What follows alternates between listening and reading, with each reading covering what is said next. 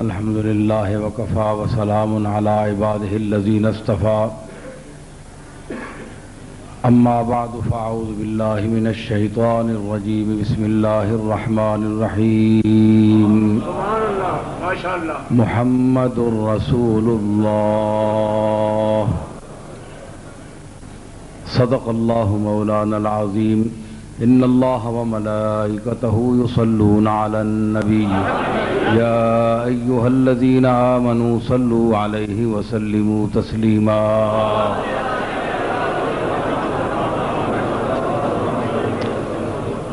حاضرین گرامی، رات کو کافی سیر حاصل خطاب ہو چکا ہے، لیکن مولانا اشفاق صاحب کا اصرار تھا کہ میں چند منٹ پھر کچھ الفاظ آپ کے سامنے پیش کروں، اگرچہ محترمی جناب مولانا مفتی عبدالشکور صاحب ہزاروی پر مغز گفتگو کر چکے ہیں، حضور علیہ الصلاۃ والسلام کی نسبت عالیہ آپ کی ذات و صفات پر سیر حاصل گفتگو فرما چکے ہیں، میں سن رہا ہوں، اوپر سنتا رہا۔ اصل میں آپ ہی کا ذکر خیر، آپ کی نسبت پاک، یہی مسلمان کے لیے سرمایہ حیات بھی ہے اور سرمایہ ممات بھی ہے، سرمایہ حیات بھی ہے اور سرمایہ ممات بھی ہے اور سرمایہ نجات بھی ہے۔ میں نے قرآن مجید کا ایک جملہ پڑھا ہے، محمد الرسول اللہ، مکمل آگے ہے والذین معہ اشداء، تو میں مختصر وقت میں چند باتیں پیش کروں گا۔ محمد الرسول اللہ، محمد صلی اللہ تعالی علیہ وسلم ایک وہ ہستی ہیں، وہ ذات ہیں جس کا نسب بھی ہے، جسم پاک بھی ہے، اور اس کے اوپر ہے محمد الرسول، الرسول، یہ رسول جو ہے یہ منصب ہے، رسالت منصب ہے، اور اس سے اوپر ہے اللہ۔ دیکھیں یہ ترتیب دیکھیں تو آپ کی جو مہر مبارک تھی اس کی بھی آپ نے زیارت کی ہوگی، اس میں بھی یہی ہے، محمد پھر رسول پھر اللہ۔ اصل میں حضور نے، میں یہ سمجھتا ہوں، ویسے تو اللہ اور رسول بہتر جانتے ہیں، لیکن یہ سمجھ میں آتا ہے کہ قرآن مجید کی اس آیت کے پیش نظر آپ نے مہر مبارک بنائی تھی، کیونکہ محمد الرسول اللہ والذین معہ، یہ جو آیت ہے اس میں ہے پہلے محمد ہے، پھر رسول ہے، پھر اللہ ہے۔ آپ نے ادب دیکھیے ذات کا، جن کے رتبے ہیں سوا، ان کو سوا مشکل ہے، بڑا رتبہ ہے سرکار کا، لیکن دیکھیے کہ اپنے خالق کی تعظیم کا حق ادا کر دیا کہ محمد نیچے، اور پھر وہ جو منصب رسالت ہے جس نے آپ کو ممتاز کیا پوری کائنات میں اور رسولوں میں ممتاز کیا، اس کو اپنے اوپر رکھا، یعنی رسول، رسالت، کہ میرے پاس عہدہ ہے، میں نسب ہوں، میرا نسب ہے، میرے والدین ہیں، اور اس سے اوپر ہے رسول، رسالت ایک منصب ہے۔ تو جو انکار ہوا تھا وہ نسب کا انکار نہیں ہوا تھا، انہیں معلوم تھا کہ یہ جناب عبداللہ کے صاحبزادے ہیں، جناب عبد المطلب کے پوتے ہیں، سارے نسب، سارے رشتے جانتے تھے، انہیں معلوم تھا مشرکین کو اور معاندین کو، لیکن انکار کس کا ہوا؟ رسالت کا، کہ محمد کو نسب کی حیثیت سے ہم مانتے ہیں، رشتوں کی حیثیت سے ہم مانتے ہیں، لیکن جو یہ کہہ رہا ہے کہ میں اللہ کا رسول ہوں تو اس لیے اس رسالت کا انکار کیا، اور رسالت اس سے اونچا منصب ہے اور اس سے بڑی ذات جس نے انسان کو رسالت کے عہدے سے متصف کیا وہ اللہ ہے، محمد الرسول اللہ۔ اس میں خاص نقطہ ہے کہ ہم حضور کے اسم گرامی جب آئے تو محبت کا تقاضا ہے کہ ہم چومتے ہیں، بعض اہل محبت چومتے ہیں، کوئی چومنا جو ہے فرض واجب بھی نہیں ہے کہ آپ ضرور چومیں، لیکن جو محبت سے چومے اس پر اعتراض نہیں کرنا چاہیے۔ تو کسی صاحب نے مجھ سے پوچھا کہ اس کی دلیل کیا ہے؟ میں نے کہا بھائی بہت سی چیزیں ایسی ہیں جو دلیل کے بغیر مانی جاتی ہیں، انسان کے ذہن میں وہ دلیلیں پوری طرح نہیں سما سکتی، انسان نہیں سمجھ سکتا لیکن مانتا ہے۔ تو اس کی عقلی اور نقلی دلیلیں علماء سے بھی آپ پوچھ سکتے ہیں، کتابوں میں بھی بہت کچھ لکھا ہے، لیکن میں ایک بات آپ سے گزارش کروں گا۔ ان صاحب سے میں نے کہا آپ کا اسم گرامی دیکھیے کہ محمد، کہ جب آپ کا اسم گرامی لیا جائے تو دونوں ہونٹ جڑ جاتے ہیں، مل جاتے ہیں، یعنی ایک لب دوسرے لب کا بوسہ لیتا ہے۔ محمد یعنی ابتدا ہوتی ہے اور دوسری میم پر وہ تکرار ہوتی ہے شد و مد کے ساتھ، محمد، پھر اچھی طرح بوسہ لیتا ہے۔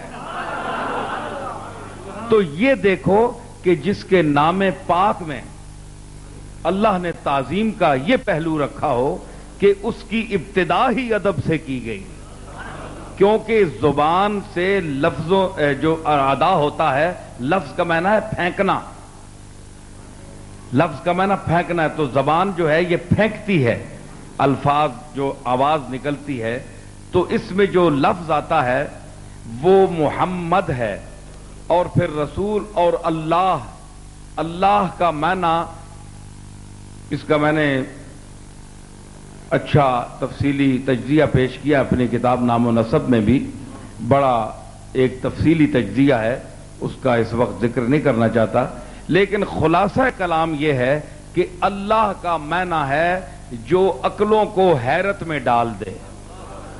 معنی جو ہے اللہ کا یہ ہے کہ جس سے عقل انسانی حیرت زدہ ہو جائے کہ کیا ذات ہے، اس کی کن ہو تک کوئی نہ پہنچ سکے، عقل عاجز آ جائے، حیرت زدہ ہو جائے۔ تو دیکھیں یہ میرا اپنا ایک استدلال ہے، آپ اس سے ذرا محظوظ ہوں، سمجھیں، توجہ فرمائیں گے تو لطف آئے گا کہ محمد صلی اللہ تعالی وسلم کے اسم گرامی پر ہونٹ ملے، ہونٹوں نے آپس کا بوسہ لیا، چوما، اس کے بعد اللہ، اللہ کا معنی ہے جو حیرت میں ڈال دے، تو اللہ کا جب نام لیا جائے تو ہونٹ کھل جاتے ہیں۔ ہونٹوں کا کھلنا، آپ جب کسی مقام پر حیرت زدہ ہو جائیں تو آپ کا منہ کھلا رہ جاتا ہے، انسان دیکھتا رہتا ہے کہ کیا ہو گیا، یہ ٹھیک ہے نا، تو حیرت زدہ ہو جاتا ہے انسان۔ جب حیرت زدہ ہو جاتا ہے تو اس کا منہ کھل جاتا ہے، ہونٹ کھل جاتے ہیں، چونکہ اللہ کے لفظ میں بھی مفہوم حیرت ہے کہ جو حیرت میں ڈال دے انسان کو، تو اللہ کا لفظ جہاں بھی آئے گا وہاں ہونٹ کھل جائیں گے، اور محمد کا نام جہاں بھی آئے گا ہونٹ مل جائیں گے۔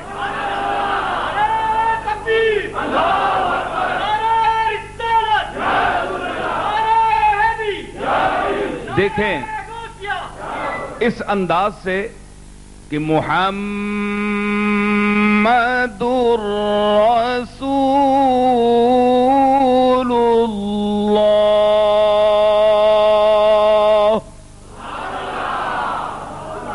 دیکھا میں نے یہ اس لیے اس انداز میں پڑھا ہے کہ آپ کو ہونٹوں کی حرکت اور اس کی جو ساخت ہے اس کا پتہ چل جائے کہ میں کوئی غلط بات نہیں کر رہا۔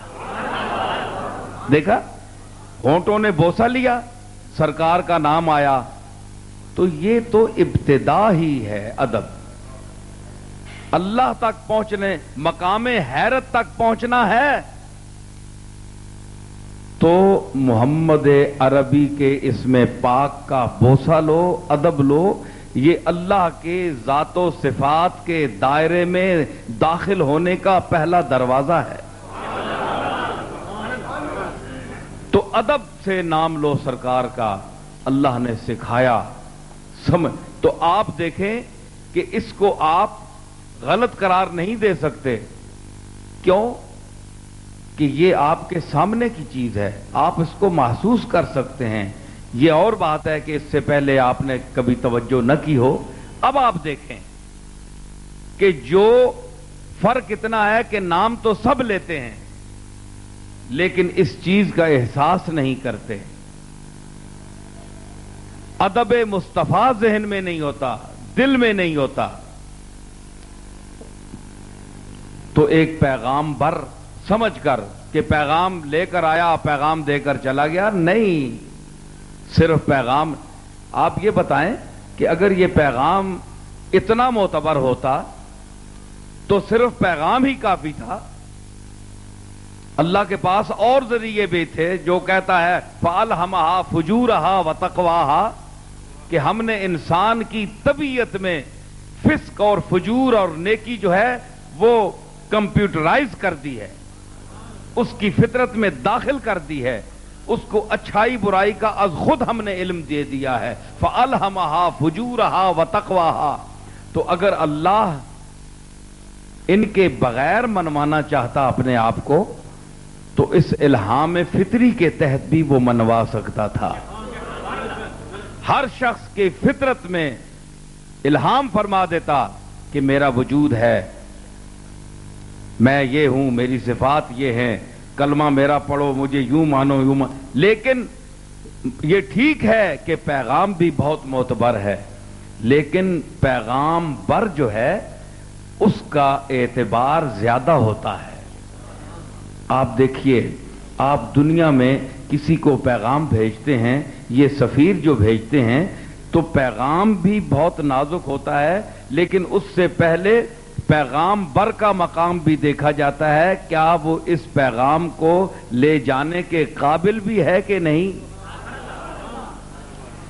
यानी उसकी अहमियत पैगाम से ज्यादा होती है, क्योंकि पैगाम अगर तलफ भी हो जाए, कहीं दुनिया का पैगाम तलफ भी हो जाए, तो कम से कम उसके सीने में जो है, पैगाम बर के सीने में जो वो राज महफूज है, वो किसी को ना बताए।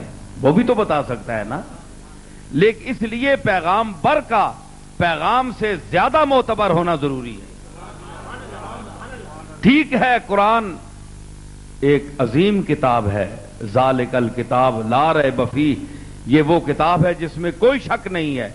लेकिन ये जात जिस पर नाजिल हुआ कुरान, इसका मकाम का अंदाजा आप खुद लगा लीजिए कि जिस पर ये कुरान नाजिल हुआ उसका मकाम एतबार क्या होगा, वो कितना अमीन होगा, उसकी जात का क्या मकाम होगा। किसी शायर ने कहा है, ये तो मोहब्बत और ज़ौक़ की बातें हैं, ये तो कल पता चलेगा जब पुलसिरात पर सरकार खड़े होंगे और उम्मत गुजरेगी, फिर मकाम महमूद पर आप जलवा फरमा होंगे, फिर साकी कौसर के ओहदे पर फायज होंगे, आप हौज़े कौसर पर खड़े होंगे। उस वक्त ये पता चलेगा कि जो सरकार से मोहब्बत करते थे, आपकी इज्जत और तकरीम करते थे, उनका क्या मकाम है, ये वहां पता चलेगा। अगर यहीं वो मंजर अल्लाह दिखा दे तो आज ये जितने गुस्ताखियां हो रही हैं और तरह तरह की बातें हो रही हैं, इनकी जबानें बंद हो जाएं, ये खौफजदा हो जाएं। अल्लाह आजमाइश कर रहा है, और आजमाइश उसी चीज की होती है जो सामने नजर ना आती हो। देखे ना, अल्लाह ने अजाब और वईद का जो जिक्र कुरान में किया है, तो अगर एक मंजर दिखा दे, एक मंजर दिखाने की जरूरत है कुरान सारा एक तरफ, एक झलक दोज़ख की दिखा दे कि इसमें फेंकूंगा, सारी दुनिया फर्मा बरदार हो जाए, सारी दुनिया मान जाएगी, उन्हें पता, अपनी आंखों से जो देख लिया। तो इसलिए अल्लाह ने फरमाया कि ये दुनिया तो ऐसी है, लेकिन क़यामत के दिन जब मैं अपनी कचहरी लगाऊंगा तो वजूह यौमइज़िन नाज़िरतुन इला रब्बिहा नाज़िरा। उस दिन कुछ चेहरे ऐसे होंगे, वजूहुन, कुछ चेहरे, वजूहुन यौमइज़िन नाज़िरतुन, तरोताजा होंगे, इला रब्बिहा नाज़िरा, अपने रब की तरफ देख रहे होंगे। ववजूह यौमइज़िन बासिरतुन तज़ुन्नु अन युफ़अला बिहा फ़ाक़िरा, और कुछ चेहरे ऐसे होंगे जो मुरझाए हुए होंगे और वो ये समझ रहे होंगे कि आज हमसे बुरा सलूक होगा, आज हमारी खैर नहीं है। तो ये कौन से चेहरे हैं? मुरझाए हुए चेहरे कौन से हैं? मुशरिकीन के, मुब्तदिईन के, और वो लोग जिनके दिल में इज्जत मुस्तफा नहीं है, जिनके दिल इज्जत मुस्तफा से खाली हैं, वो लोग मुरझाए हुए होंगे। और नादिरा, तरोताजा कौन होंगे? यही चेहरे तो होंगे जो कमली वाले के गुलाम हैं, जो आपसे निस्बत रखते हैं और आपकी मोहब्बत को हिर्ज़े जां समझते हैं। किसी शायर ने कहा था, हाँ, शादम के दामनम सगे कुए तो मी कशद, मैं खुश हूं कि तेरी गली का कुत्ता मेरे दामन को खींच रहा है। मैं खुश हूं कि तेरी गली का कुत्ता मेरे दामन को खींच रहा है। और वी शादी दिगर के बसूए तो मी कशद, और दूसरी इस पर और खुशी यह है कि वो तेरी तरफ खींच कर ले जा रहा है। एक तो तेरी गली का कुत्ता खींच रहा है और दूसरा वो तेरी तरफ खींच कर ले जा रहा है। तो ये मोहब्बत है, यही सरमाया है और यही अल्लाह ने फरमाया है। अल्लाह से मोहब्बत जरूरी है क्योंकि महबूब हकीकी उसी की जात है, लेकिन जो उसका महबूब हो या उसके महबूब हो, उनसे भी अला हस्बिल मरातिब अदब रखना, मोहब्बत रखना, ये भी अल्लाह की इज्जत है। अल्लाह ने जिनको मुअज़्ज़ज़ बनाया हो, अगर आप उनकी बेइज्जती करें, वो अदब के तकाजे पूरे न करें, तो आपने अल्लाह की मोहब्बत का और हुक्म का हक अदा नहीं किया। अल्लाह ताला जिसको इज्जत दे उसको इज्जत करें। तो ये अंबिया का तबका, सालिहीन का तबका, औलिया अल्लाह का तबका बड़ा काबिल अदब है। और ये नहीं है कि हम इनको कोई खुदा मानते हैं या हम इनकी लिए उलूहियत का इकरार करते हैं, माअज़ल्लाह, ऐसा नहीं है। ये अल्लाह के बंदे हैं, अल्लाह के खास बंदे हैं। सिर्फ इनका ये है कि ये अल्लाह की बारगाह में अर्ज कर दें तो अल्लाह अपने फजलो करम से, ये लफ्ज ज़हन में रखें, अल्लाह पर कोई जबर नहीं है, मालिक है, मालिक कुल है, किसी का जबर नहीं है, सब उसके सामने आजिज हैं, वो मुक़्तदिर आला है। लेकिन जब ये सालिहीन और इबाद मुखलिसीन उसकी बारगाह में अपना दामने तलब दराज करते हैं, दस्ते इल्तिजा को फैलाते हैं, उठाते हैं, तो अल्लाह अपने फजले खास की वजह से इनकी पुकार को रद्द नहीं फरमाता। अपने फजल की वजह से, करम की वजह से।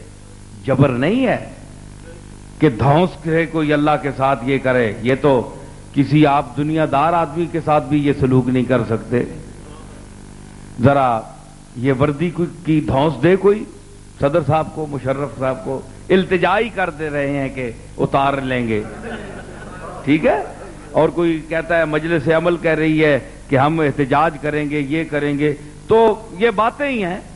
مرضی صدر صاحب کی اپنی ہے. تو اگر پاکستان کا صدر اپنی مرضی کر سکتا ہے اور 14 کروڑ عوام اس کو مجبور نہیں کر سکتی, تو اس کائنات کے خالق پر کون جبر کر سکتا ہے؟ جبار پہ جبر کون کر سکتا ہے؟ جو خود جبار ہو اس پر کون جبر کر سکتا ہے؟ تو یہ اس کی بارگاہ میں التجا ہے. اور التجا آپ کو پتا ہے کہ جب وہ التجا سننے پہ آئے, نہ سنے تو بڑے بڑوں کی نہ سنے, غنی عن العالمین ہے, بے نیاز ہے, اور جب سننے پہ آ جائے تو سلیمان علیہ السلام نے کے زمانے میں قحط ہو گیا اور بارش نہیں ہوئی. لوگ روتے ہوئے آئے, سرکار اللہ کے نبی ہیں, عرض کریں. فرمایا نماز استسقاء پڑھیں. لاکھوں کی فوج عوام کھڑے ہو گئے, سلیمان علیہ السلام مصلی پر کھڑے ہوئے. لاکھوں کی فوج, کتابوں میں آتا ہے کہ یعنی 10 سلیمان علیہ السلام کی فوج جو بیٹھتی تھی, جنات, وحوش, طیور اور انسان, ملائک, یہ جو فوج بیٹھتی تھی, تو اس دن میں نے بڑی کتابوں میں پڑھ رہا تھا تو اس کا حساب لگایا میں نے کہ وہ تقریباً 450 کلومیٹر کے مربع میل کے دائرے میں آپ کی فوج بیٹھتی تھی. 450 کلومیٹر. ہے کوئی ایسا بادشاہ سنا ہے آپ نے کبھی؟ اللہ کے نبیوں کی بادشاہی دیکھی آپ نے؟ 450 کلومیٹر کے مربع میل کے ایریے میں آپ کی فوج بیٹھتی تھی, جس میں جنات, شیاطین, وحوش, طیور اور انسان شامل ہوتے تھے. یہ ساری اپنی مخلوق جو ہے اللہ کی, یہ حضرت سلیمان نے کھڑی کی اور نماز استسقاء کے لیے کھڑے ہوئے. جب کھڑے ہوئے تو آواز آئی, وہی آئی کہ سلیمان نماز کی ضرورت نہیں ہے, تم سے پہلے میں نے دعا قبول کر لی. یا اللہ, سوال پیدا ہوتا ہے, ابھی تو ہم کھڑے ہوئے ہیں, اتنا اولو العزم پیغمبر اور تمام اس کے امت کے بڑے صحابہ اور بڑے بڑے لوگ, تو ابھی تو کوئی ہم نے مانگا ہی نہیں. فرمایا کہ دیکھو تمہارے سامنے ایک چیمٹی وہ کھڑی ہے سامنے. تو چیمٹی کو حضرت سلیمان نے دیکھا, وہ تو زبان بھی سمجھتے تھے, بولی بھی, تو وہ ہاتھ ننے سے وہ ہاتھ اٹھا کر پاؤں پر کھڑی تھی اور ہاتھ اٹھا کر اللہ کی بارگاہ میں عرض کر رہی تھی کہ مجھے پیدا کیا ہے مالک تو ہمیں پانی تو پلا, ہمیں پانی تو دے, ہم تو پیاسی مر رہی ہیں. ہاتھ جب اس چیمٹی کے اٹھے ہوئے دیکھے تو اللہ نے فرمایا سلیمان دیکھ تیرے سامنے یہ بھی میری مخلوق ہے, میں نے اس کے اٹھے ہوئے ہاتھ, اس کی دعا میں نے قبول کر لی ہے, گھروں میں پہنچو بارش آئی.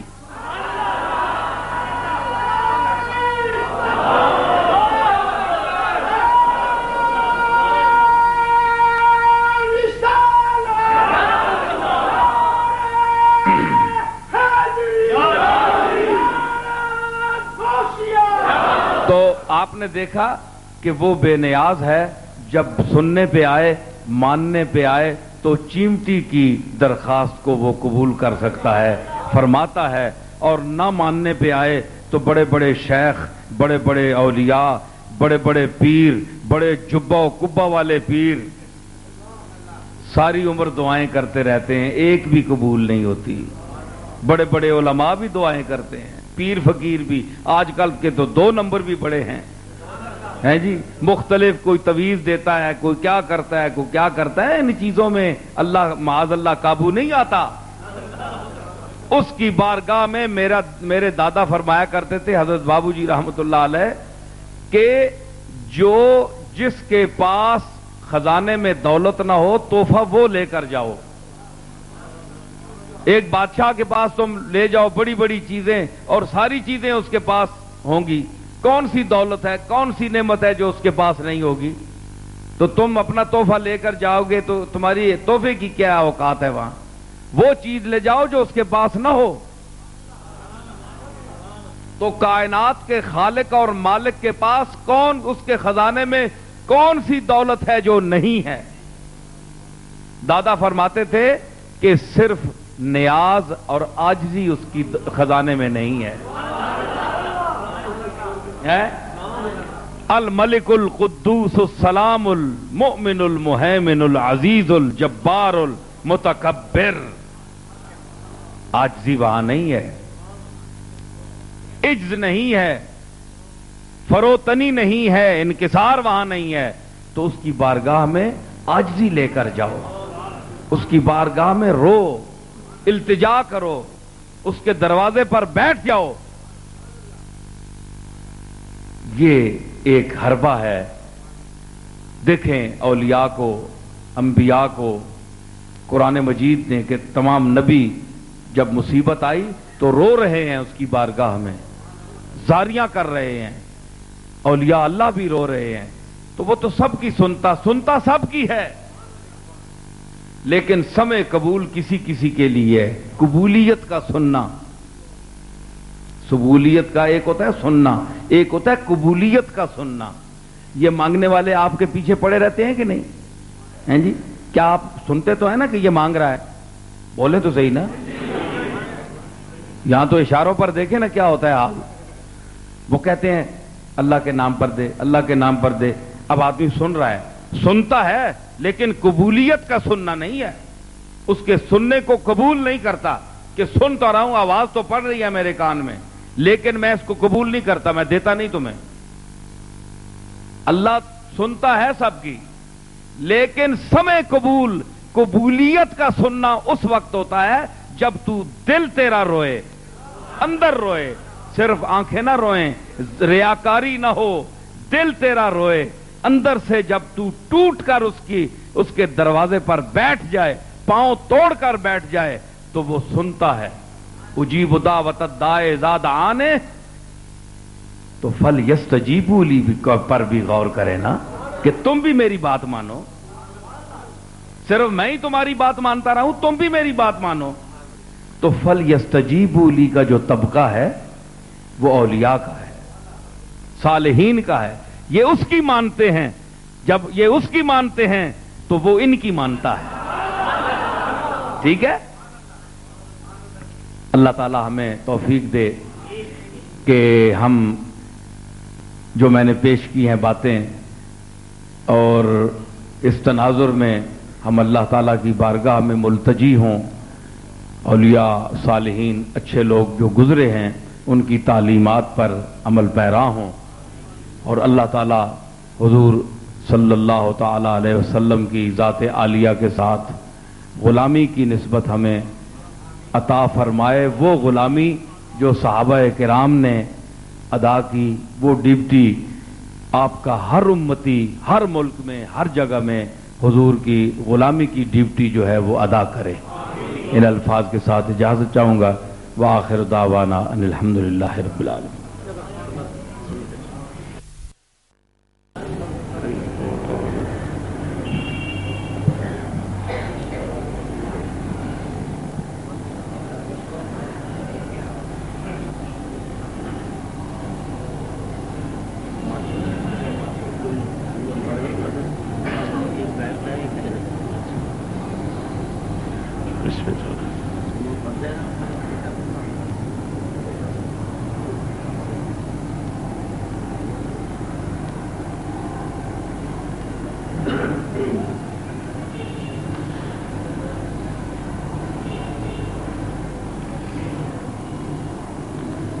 سارے رات دروشی بآواز بلند پڑھیں.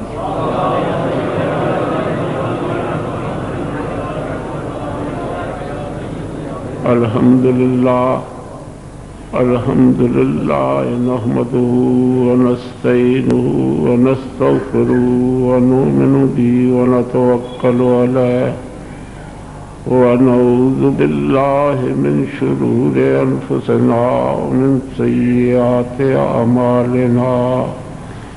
من یهد اللہ فلا مضل له ومن یضلل فلا ہادی له.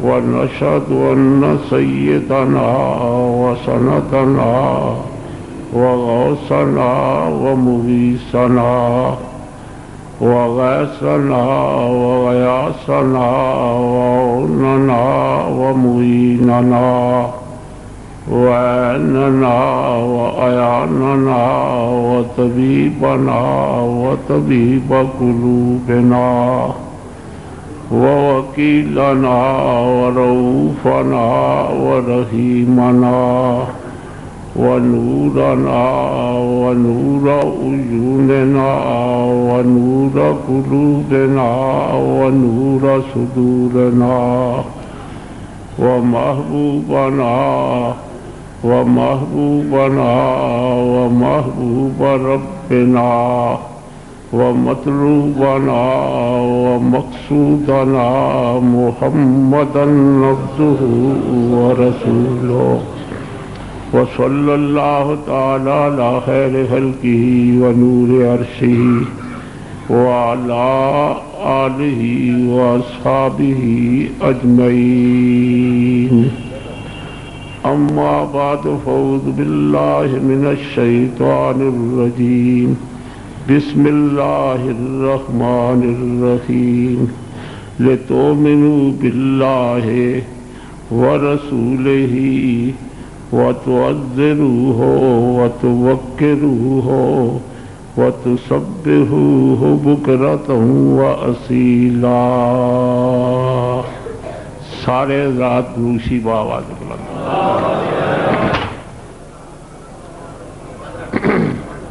پڑھو دروشی کوئی.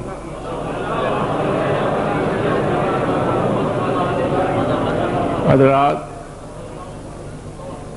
آج کا یہ عظیم نورانی روحانی اجتماع، ایک نسبت تو یہ ہے کہ یہ جمعۃ المبارک کا عظیم روحانی اجتماع ہے. نمبر 2 پہ میرے ام محترم کے نور نظر حضرت علامہ پروفیسر محمد اشفاق احمد صاحب صدیقی دامت برکات ملالیہ کے نور نظر کی شادی کا موقع ہے. میں بھی بہت سے علماء، بہت سے احباب ملک کے کونے کونے سے یہاں حاضر ہوئے کہ ان کی خوشی میں ہم شریک ہوں اور ان کی خوشی میں اضافہ ہو. قرآن مجید فرقان حمید کی جو آیت کریمہ تلاوت کی ہے، لِتُؤْمِنُوا بِاللَّهِ وَرَسُولِهِ، اس کا پہلا حصہ آیت کا یہ ہے. آگے آ رہا ہے وَتُعَزِّرُوهُ وَتُوَقِّرُوهُ نمبر 2. نمبر 3 پہ آ رہا ہے وَتُسَبِّحُوهُ بُكْرَةً وَأَصِيلًا. سبحان اللہ تو کہیں کوئی بات نہیں. جس دن سے سنی سن بن گئے ہیں، ہر چیز ہی سن ہو رہی ہے. ارشاد باری کہ لِتُؤْمِنُوا بِاللَّهِ وَرَسُولِهِ، قیامت تک آنے والے ہر انسان، صرف مومنوں کو نہیں، قیامت تک جس دن یہ آیت نازل ہوئی ہے اس دن سے لے کر قیامت تک آنے والے ہر انسان کو آرڈر ملا ہے کہ اے انسانوں، اللہ پہ ایمان لاؤ اور اس کے محبوب پہ ایمان لاؤ. اللہ پہ ایمان لاؤ یعنی اللہ کو مانو. ایمان کا ترجمہ یہ ہے کہ اللہ کو کیا کہا ہے؟ اللہ کو مانو. زبان سے نہیں، دل سے مانو. زبان سے نہیں، دل سے مانو. دل سے اللہ کو مانو، زبان سے بھی مانو اور دل سے بھی مانو. اسی طرح اس کے پیارے محبوب جناب محمد الرسول اللہ صلی اللہ تعالی علیہ وبارک وسلم کو زبان سے بھی مانے اور دل سے بھی مانے. مومنوں اور منافقوں میں یہی فرق ہے. وہ زبان سے تو کملی والے کو رسول بھی کہتے ہیں، نبی بھی کہتے ہیں اور سب کچھ کہہ ڈالتے ہیں، لیکن دل سے کملی والے کو کبھی تسلیم نہیں کیا. فرمایا ایمان لاؤ اللہ پر اور اس کے پیارے محبوب جناب محمد الرسول اللہ صلی اللہ تعالی علیہ وبارک وسلم پر ایمان لائیں، اور اس کے بعد ذرا غور کریں، ہر شخص کا ذہن ادھر جائے گا۔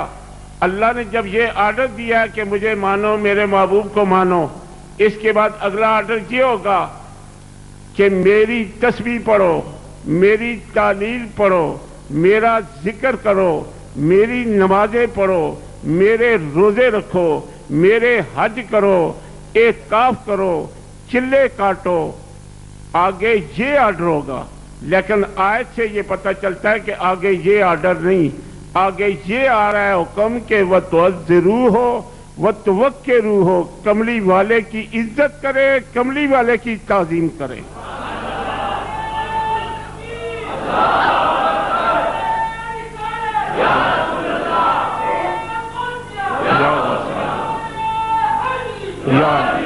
وَتُعَزِّرُوهُ وَتُوَقِّرُوهُ، ایمان باللہ کے بعد، ایمان بالرسول کے بعد اگلا آرڈر یہ خدا نے دے دیا ہے، اپنی تسبیح، تعلیل، ورد، وظائف، ذکر، یاد سب کو پیچھے رکھا۔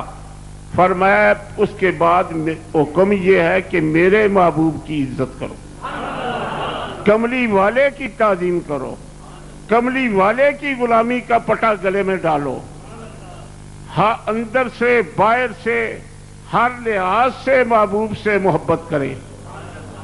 تعظیم و توقیر مصطفیٰ تم پر واجب ہے۔ اور قرآن مجید کی آیت کریمہ میں جو الفاظ آ رہے ہیں، جو شخص عربی گرامر سے واقف ہے وہ فوراً سمجھتا ہوگا، جان جائے گا کہ وہ تُعَزِّرُوهُ وَتُوَقِّرُوهُ مطلق لفظ آیا ہے کہ نبی کی تعظیم کرے، نبی کی عزت کرے، نبی کی توقیر کرے، ساتھ کوئی قید نہیں لگائی۔ اس سے یہ پتہ چلتا ہے کہ ہر وہ کام جو خلاف شرع ہے وہ نہ کرے۔ مثلا نبی کو خدا نہ کہیں، نبی کو خدا کا بیٹا نہ کہیں، نبی کو خدا کا شریک نہ بنائیں، نبی کو خدا کا دخیل سلطنت نہ کہیں، شفیع کاری نہ مانے، شفیع جبری نہ مانے، یہ نہ کہیں، باقی جو دل میں آئے نبی کو کہہ ڈالو، جو دل میں آئے۔ دنیا کا کوئی ملا اس بات کی تردید کرے۔ قرآن کے الفاظ یہ ہیں کہ وَتُعَزِّرُوهُ وَتُوَقِّرُوهُ، کملی والے کی عزت کیا کرو، کملی والے سے محبت کریں، کملی والے سے پیار کریں، کملی والے کی نسبت حاصل کرنے کی کوشش کریں۔ اس کے بعد جب تم غلام مصطفیٰ بن جاؤ گے، تمہارے دلوں میں نبی کا عشق پیدا ہو جائے گا، نبی کی محبت ہوگی۔ اس کے بعد فرمایا اب سجدے بھی کرو، نمازیں بھی پڑھو، حج بھی کرو، عمرے بھی کرو، چلے بھی کاٹو، جو دل کرتا ہے کرتے جاؤ۔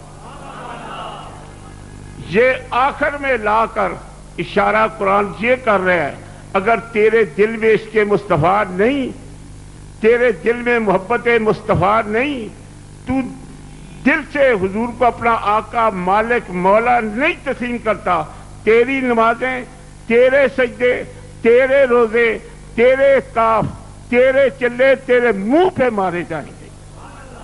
مغز قرآن روح ایمان جان دین، مغز قرآن، مغز قرآن روح ایمان جان دین۔ یہ اس آدمی کا کلام ہے جس کو پوری دنیا، حکیم الامت، پوری دنیا اپنے اور بیگانے سب کے سرحد پہ یاد کیا گیا۔ ڈاکٹر کہا گیا اسے، میری مراد علامہ اقبال،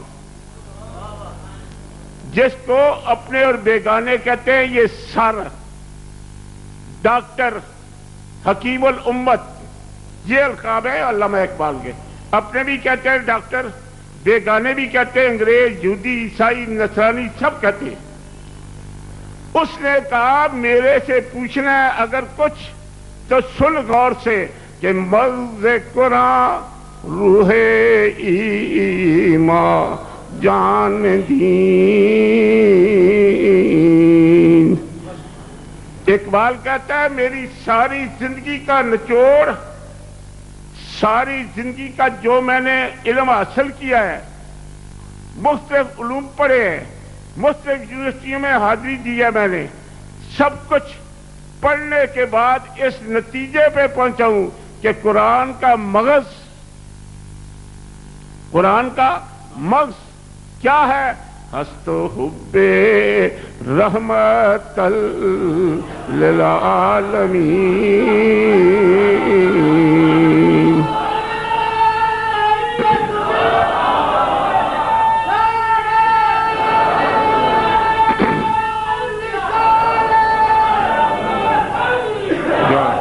ہست و حب رحمت للعالمین۔ قرآن کا مغز، اقبال کہتا ہے قرآن کا مغز، قرآن سارے کا 30 پاروں کا نچوڑ کس چیز کا نام ہے؟ کملی والے کی محبت کا نام ہے۔ آگے کہتا ہے روح ایمان، بڑے دعوے ہیں ہم بڑے مومن ہیں، تم بڑے پکے بےایمان ہو۔ روح ایمان کس چیز کا نام ہے؟ عشق مصطفیٰ کا نام ہے، محبت مصطفیٰ کا نام ہے، غلامی مصطفیٰ کا نام ہے۔ مغز قرآن روح ایمان جان دین، ایمان کی روح قرآن کا مغز، دین کی جان، دین کی، سارے بولے دین کی، یہ نا، یہ نمازیں، یہ روزے، یہ حج، یہ اعتکاف، یہ عمرے، یہ تسبیح، یہ تعلیم، یہ ورد، یہ وظائف، یہ تبلیغ، یہ قرآن۔ میں نے 60 سال قرآن کا درس دیا ہے، میں نے 50 سال بخاری کا درس دیا ہے۔ پاگلو، بخاری کا درس تو، قرآن کا درس تو، اگر دل میں عشق مصطفیٰ نہیں تو تمام تیری عبادت تیرے منہ پہ ماری جائے گی۔ مغز قرآن روح ایمان جان دین، ہست و حب رحمت للعالمین۔ ایک حدیث چھوٹی سی بیان کرنا چاہتا ہوں۔ فرمان جناب محمد مصطفیٰ علیہ تحیۃ و ثنا، فرمایا لا یؤمن احدکم حتی اکون احب الیہ من والدہ وولدہ والناس اجمعین۔ لا یؤمن احدکم، تم میں کوئی شخص مومن نہیں بن سکتا، مومن نہیں ہوگا، بن سکنا بھی بات کی بات ہے، مومن ہی نہیں، وہ شخص مومن ہی نہیں، اس نے ایمان کا ذائقہ ہی نہیں چکھا جس کے دل میں عشق مصطفیٰ نہیں۔ لا یؤمن احدکم، تم میں وہ شخص مومن نہیں ہو سکتا، حتی اکون احب الیہ، سب سے زیادہ میں اس کا محبوب ہوں۔ سرکار نے فرمایا مجھے سب سے زیادہ محبوب سمجھے۔ آگے فرمایا من والدہ و ولدہ، اپنے باپ سے، اپنے دادا سے، اپنے پردادا سے، اپنے نانا سے، اپنے پر نانا سے، اپنے ماموں سے، اپنے خالو سے، اپنے پھپھڑ سے، جی اوپر والے رشتے ہیں نا، وہ ولد ہی، اپنے بیٹے سے، پوتے سے، بھانجے سے، بھتیجے سے، پر پوتے سے مجھے زیادہ عزیز سمجھے۔ اور والناس اجمعین، تو پوری کائنات سے مجھے زیادہ عزیز سمجھے۔ صحیح حدیث کے الفاظ کوئی ملا جٹلائے گا نہیں کہ ہزاروی نے جو کہا یہ بات غلط تھی۔ جناب حضرت عمر، سب کہے رضی اللہ تعالیٰ عنہ، کہتے تو سب ہے نا جی، ہم صحابہ کے سپاہ ہیں، ہم صحابہ کا دفاع کرتے ہیں، ہم صحابہ کا تحفظ کرتے ہیں۔ خاک تحفظ کرتے ہو، جو صحابہ کا عقیدہ تھا وہ تم میں نہیں پایا جاتا، تم نے صحابہ کا کیا دفاع کرنا؟ صحابہ کا دفاع کرنے سے پہلے صحابہ کا عقیدہ اپنائیں، حضرت عمر سرکار کے سامنے آئے اور فرمایا عمر ایک بات بتاؤ، میرے ساتھ تجھے کتنی محبت ہے؟ یہ کملی والے نے سوال فرمایا عمر پر، عمر مجھ سے تیرا کتنا پیار ہے؟ حضرت عمر نے عرض کی تھی حضور ماں سے زیادہ پیارے ہو، نانی سے زیادہ پیارے ہو، دادی سے زیادہ پیارے ہو، دادا سے زیادہ پیارے ہو، باپ سے زیادہ پیارے ہو، چچا اور خالو اور پھپھڑ سے زیادہ پیارے ہو، بھائی سے زیادہ پیارے ہو، بیٹے سے زیادہ پیارے ہو، بیٹی سے زیادہ پیارے ہو، پوتوں سے زیادہ پیارے ہو، پر پوتوں سے زیادہ پیارے ہو، صرف اپنی جان سے پیارے نہیں۔ آپ مجھے ہر چیز سے پیارے ہیں، یہ عمر ہے۔ آج کل کا کوئی ملا ہوتا تو جھوٹ پکتا پھرتا، صاف کہہ دیا حضور جان مجھے زیادہ عزیز ہے، باقی ہر رشتے سے آپس زیادہ عزیز ہے۔ آگے نبوت کا جواب سنیں اور گریبانوں میں منہ ڈال کر سوچنا، غور کرنا۔ جب انہوں نے عرض کی حضور مجھے اپنی جان آپ سے زیادہ عزیز ہے، فرمایا لستا مومنن کاملا، لستا مومنن کاملا، عمر تیرا ایمان کامل نہیں ہے، تیرا ایمان، سب بولے تیرا ایمان کامل نہیں۔ اس وقت ایمان کامل ہوگا جب تو مجھے اپنی جان سے بھی زیادہ عزیز سمجھے۔ مرد کنا روح ایمان جان دین کہ ہست حب رحمت للعالمین۔ فرمایا لستا مومنن کاملن، عمر تیرا ایمان کامل نہیں جب تو کہتا ہے کہ مجھے اپنی جان سے عزیز ہے۔ ایمان کامل تب ہوگا مجھے ہر چیز سے اپنی جان سے بھی زیادہ عزیز سمجھے گا۔ عرض کی حضور آج کے بعد میں عمر آپ کو اپنی جان سے بھی زیادہ عزیز سمجھے گا۔ فرمایا اب تیرا ایمان کامل ہوا ہے۔ میں آپ کے سامنے صحابہ کی باتیں اس لیے رکھ رہا ہوں تاکہ آپ کو پتہ چلے جن کا یہ شور مچاتے ہیں بیوقوف لوگ، ان کا کیا خیال تھا، کیا عقیدہ تھا، کیا نظریہ تھا۔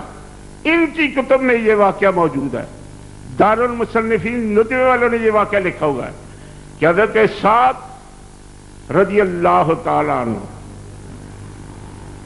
یہ مکہ گئے، بخار شروع ہو گیا۔ شدت بخار کا یہ عالم تھا، صبح بخار ہے مثلا 100 تو شام کو 101، رات کو 102، اگلا دن آیا تو 103، اور وقت گزرا 104، بخار بڑھ رہا تھا، پیچھے نہیں آ رہا تھا۔ حضرت سعد نے رونا شروع کیا، رو رہے تھے۔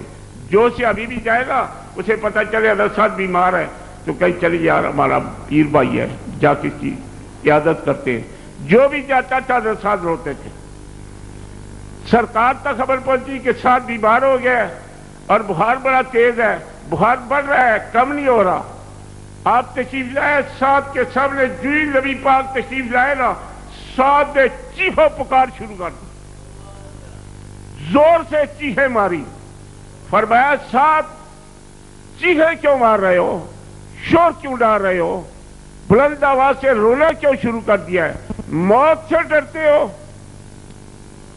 فرمایا سعد موت کے ڈر سے چیخیں مار رہے ہو؟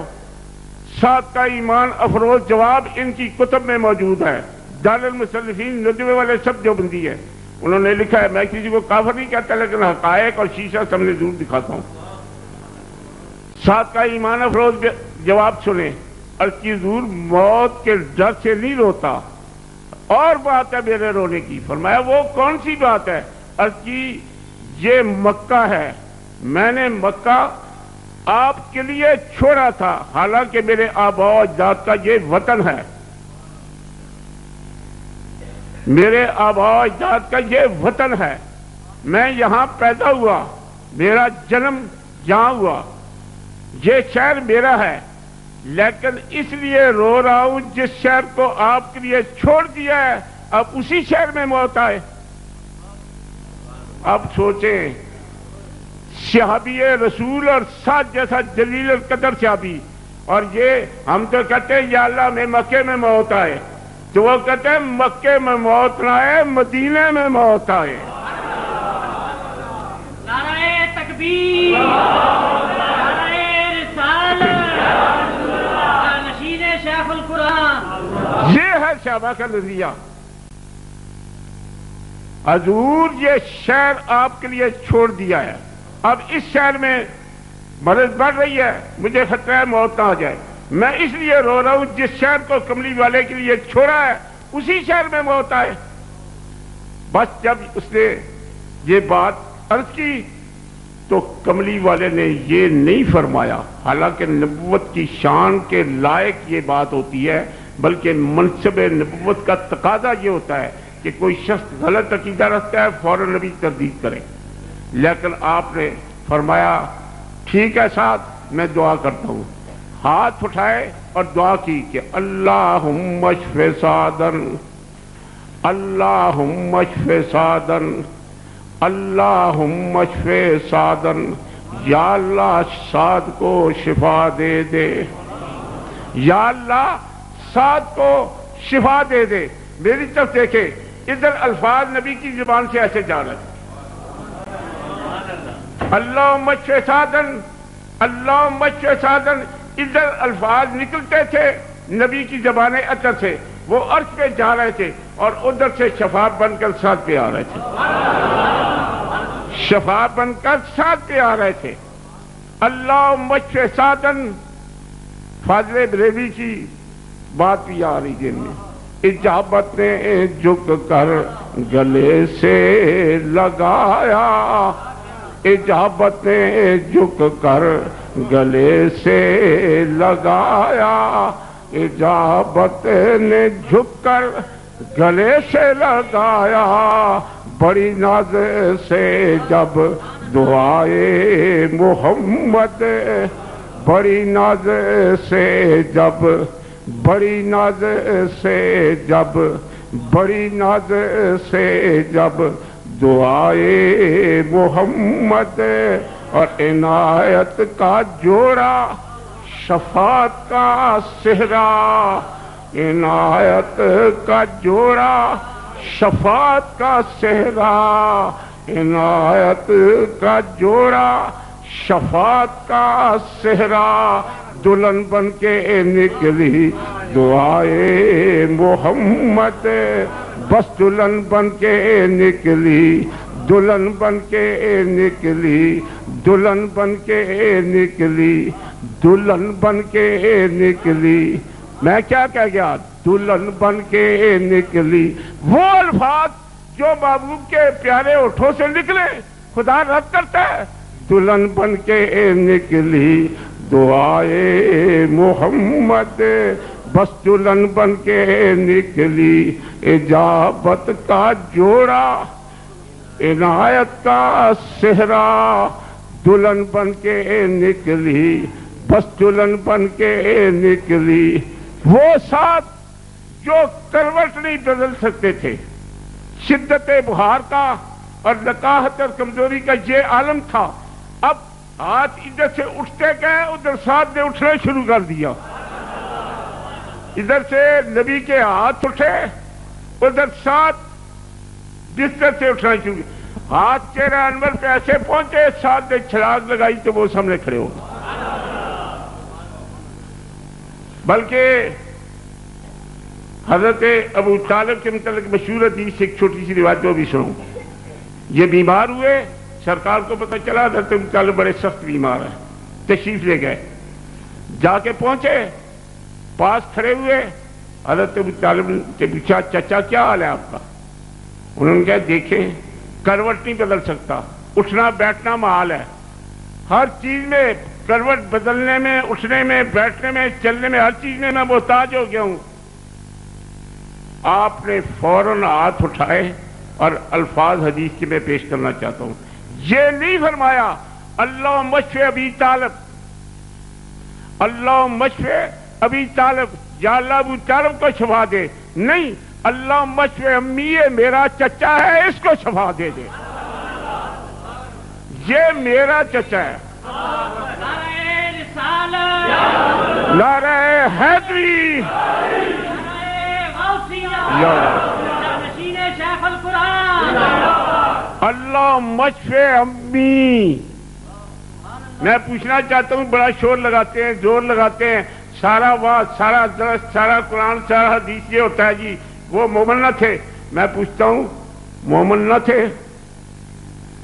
کبھی نبی نے آپ کو بھی کہا تم میرے ہو؟ کسی کافر کو، ابو لہب کو کہا تھا یہ میرا ہے؟ وہ چچا نہیں؟ کوئی ملا کہہ دے ابو لہب چچا نہیں تھا، وہ بھی چچا تھا. اللہ مشفع امی، یہ میرا چچا ہے، ایسے شفاعت ہے. جب یہ دعا فرمانے کی دیر تھی، حضرت ابو طالب جو کروٹ بدل نہیں سکتے تھے، جھٹ بیٹھ نہیں سکتے تھے، جن کا چلنا اور پھرنا اور بیٹھنا گفتگو کرنی محال ہو چکی تھی، چھلانگ لگائی حضرت ابو طالب سامنے. چھلانگ لگانے کے بعد حضرت ابو طالب سامنے کھڑے ہو گئے. اور آگے دو روایتیں ہیں، میں دونوں سناتا ہوں، جس پہ مرضی ایمان رکھنا. ایک تو یہ ہے جب چھلانگ لگائی وہ جو شخص اٹھ بیٹھ نہیں سکتا وہ تندرست توانا ہو کر کھڑا ہو گیا. تو پتہ ہے کیا حضرت ابو طالب نے بولے اس وقت؟ ان ربک لیطیعک، اے کملی والے مجھے یوں پتہ چلتا ہے تیرا رب تو تیری اطاعت کرتا ہے. میں ذمہ دار ہوں دونوں روایتوں کا. مولوی کسی کو نہ پتہ چلے تو سمجھے مولوی کا علم کمزور ہے.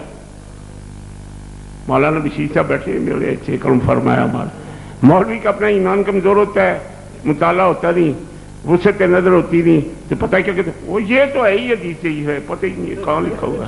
یہ نہیں کہیں گے ہم ڈنگر ہیں، ہم جاہل ہیں، ہمیں پتہ ہی نہیں ہے کہ کہاں لکھی ہوئی. ان ربک لیطیعک، اے کملی والے مجھے یوں سمجھ آتی ہے کہ تیرا رب تیری اطاعت کرتا ہے. تیرے منہ سے الفاظ نکلتے گئے میں تندرست توانا ہو گیا.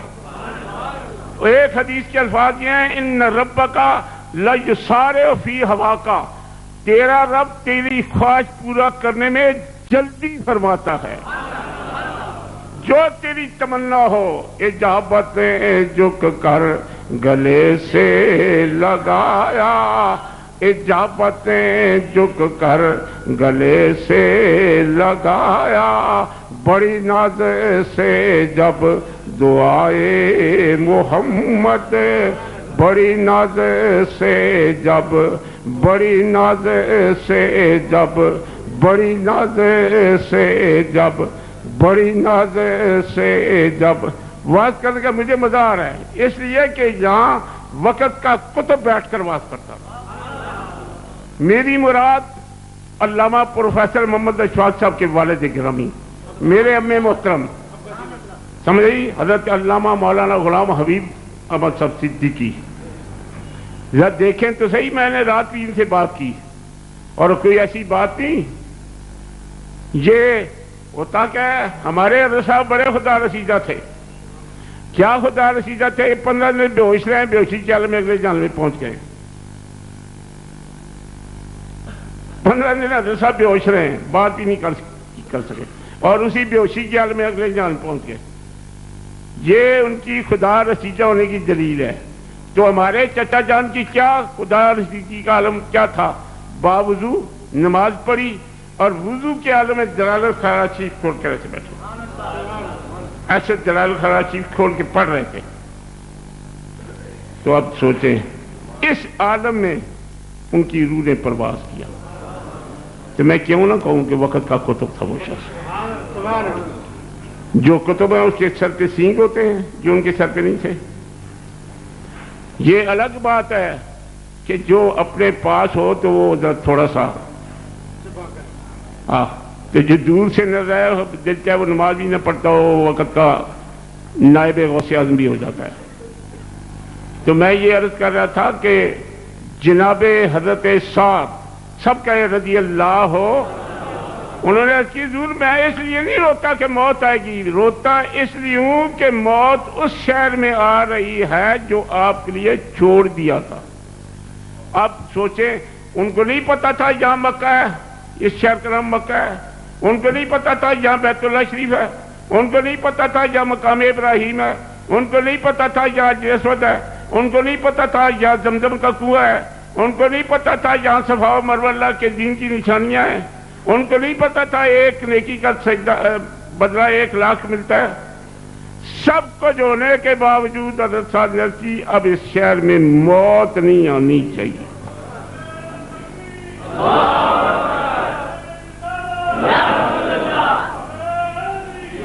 محمد کی محبت دین حق کی شرط اول ہے، محمد کی محبت، محمد کی محبت، محمد کی محبت دین حق کی شرط اول ہے، اسی میں ہو اگر خامی تو سب کچھ نامکمل ہے۔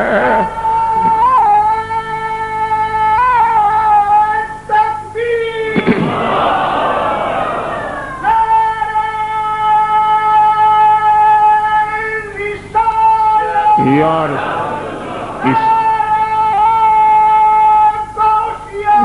غوث اعظم، نعرہ حیدری، یا یہ ایسا نام ہے، اس نام کا جب دل کے نام کا نعرہ لگتا ہے نا، نعرہ حیدری، تو بڑے بڑوں کے پیشاب نکل جاتے ہیں، وہ قریب المرگ ہو جاتے ہیں، پھر کہتے رہتے ہیں یہ کہاں لکھا ہے، کدھر سے ثابت ہوا ہے، کب نعرہ لگا ہوا ہے، پوچھو آپ کب پیدا ہوئے، آپ کی ماں کا نکاح کب ہوا تھا، ثبوت یہ پیش کریں۔ حیدری نعرہ خود خیبر میں علی نے خود لگایا، نبی کے سامنے لگایا۔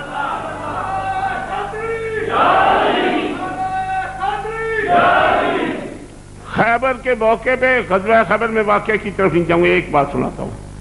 حضرت علی کے سامنے مرب آیا تو حضرت علی باہر نکلے تو آپ نے کیا فرمایا تھا؟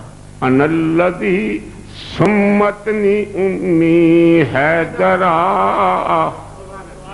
انا الذی سمتنی امی حیدرا، میں وہ ہوں کہ میری ماں نے میرا نام حیدر، حیدر کرار، پھاڑ کے کھا جانے والا شیر۔